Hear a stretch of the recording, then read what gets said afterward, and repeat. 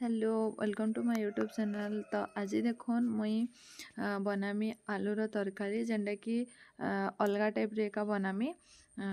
तो देखुन मुई काଣା काଣା देकी बनाऊे तरकारी देखुन। तो एटा मुई नहीं जाइए दही आ दही रे नहीं मिर्चा पाउडर, धनिया पाउडर, जीरा पाउडर और हल्दी पाउडर। तो इनु देखुन मुई एटा के पूरा मैश कर देछे, मसला के पूरा पेस्ट बने देछे पूरा। आओ एता के ना तार परे मुई इनु तेल नहीं करी इनु हल्दी दे देछे। आओ इतार परे परे मिर्चा पाउडर टिके देछे, आओ नून टिके दे देछे। तो इनु आपन तेल गरम बिल्कुल भी हेनी देबे, आ हल्दी देबे कहेले कि पुड़ी ऐसी जल्दी। तार परे मुई इनु जेन सिझेइतिली आलू के इनु दे देछे। देखुन एटा के जस्ट टिके टिके फ्राए करबार अच्छे। हाँ इनो देखुन एटा मुई नहीं नॉनस्टिक कढ़ई। आओ इथरे ना मते रांधबार के बहुत भल लगसी। मुई सेथिर लगी आपण माने भी आउ वीडियो मान को मोर देखिथिबे कि सबुथिरे नॉनस्टिक कढ़ई एका मुई यूज करसी। आओ मते भल भी लगसी कहले कि इथरे बेसी नै लटके, तो मते बहुत भल लगसी। नले बाकी कढ़ई मान को पूरा तली लगी आसी। तो इनो देखुन मुई नहीं जाइए तेल गरम हो सारा पर ये नहीं जाइए मुई जीरा टिके। आउ जीरा फुटी सारा पर मुई नहीं तेजपतर। आउ तार परे परे देखुन मुई इनु प्याज काटी देछे जेनटा कि 5-6टा प्याज पूरा काटी का कहले कि जिते प्याज देबे हेते का टेस्ट है बहुत भल लगसी। ई तरकारीटा प्याज रे ही बहुत भल लगसी।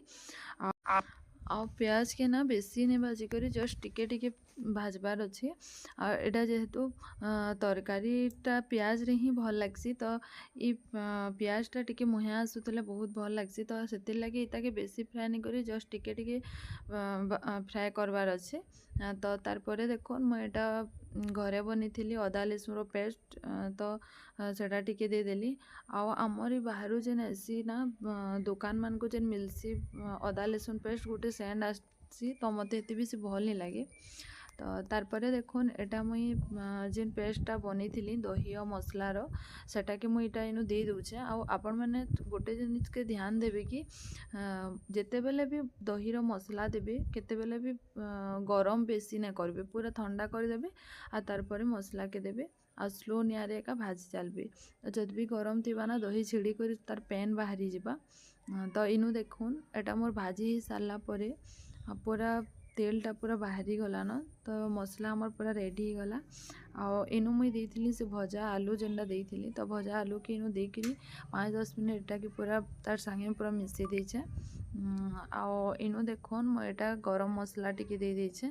आओ इनु ना अपन गरम पेन देबे, केते बेले भी ठंडा पेन ने देबे, जस्ट टिके टिके गरम करी तार ऊपर रुकबार अच्छे हमको। तो इनु गरम पेन देबे। गरम पेन दे सारा पर आपन जिते ग्रेवी रखबे आपनकर हिसाब कहन। तो इनु पेन दे देली। आ मुई पेन दे सारा पर बेसी पेन भी नहीं दिए मुई कहले कि मते ग्रेवी जह दरकार नहीं थे, जस्ट टिके टिके एका लगी थबार कथा। तो देखुन लास्ट के केनता दिसचे जे मोर तरकारीटा। तो आपण मैंने भी पूरा जरूर ट्राए करूँ घरे।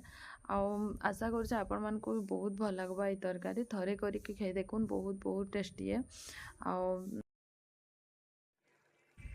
इनु देखुन तरकारीटा मोर जिते बेले टिके फुटी फुटी आसला। तो इनु मुई इनु रखी थी कस्तूरी मेथी जेनटा कि टिके भाजी देइथिली।